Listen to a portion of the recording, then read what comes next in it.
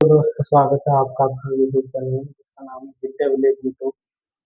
कल तक हम पढ़ रहे थे हिंदी हमले विस्तार के तुलनात्मक अध्ययन।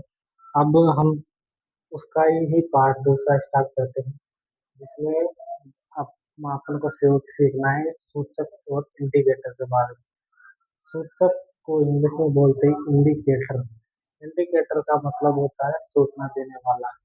वे पदार्थ जो किसी रासायनिक अभिक्रिया के पूर्ण होने की जानकारी देते हैं या ये पहले परिभाषा या वे पदार्थ जो अम्ल वे अम्ल या क्षार की उपस्थिति का पता लगाते हैं उसे बोलते हैं इंडिकेटर। इंडिकेटर का मतलब होता है सूचक।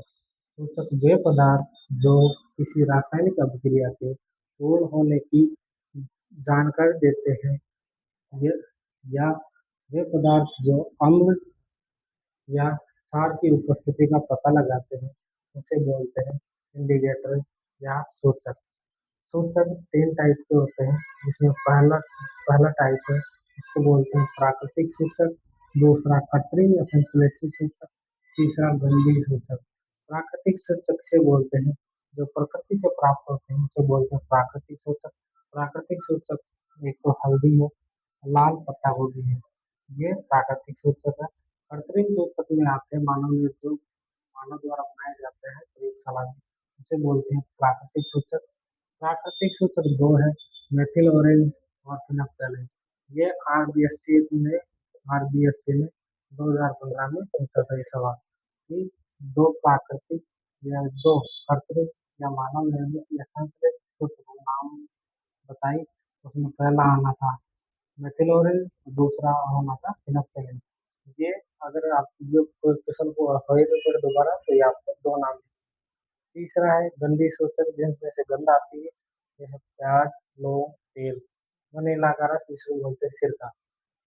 एक बार और देखते हैं। इंडिकेटर को बोलते हैं सूचक जो संकेत देते हैं या सूचना देते हैं। वे पदार्थ जो किसी रासायनिक अभिक्रिया के पूर्ण होने की जानकारी देते हैं या वे पदार्थ जो अम्लीय क्षार की उपस्थिति का पता लगाते हैं उसे बोलते हैं इंडिकेटर। इंडिकेटर का मतलब सूचक। सूचक तीन प्रकार के होते हैं, प्राकृतिक सूचक जो प्रकृति से प्राप्त होते हैं उसे प्राकृतिक सूचक। प्राकृतिक सूचक है हल्दी, लाल पत्ता गोभी, ये प्राकृतिक सूचक है।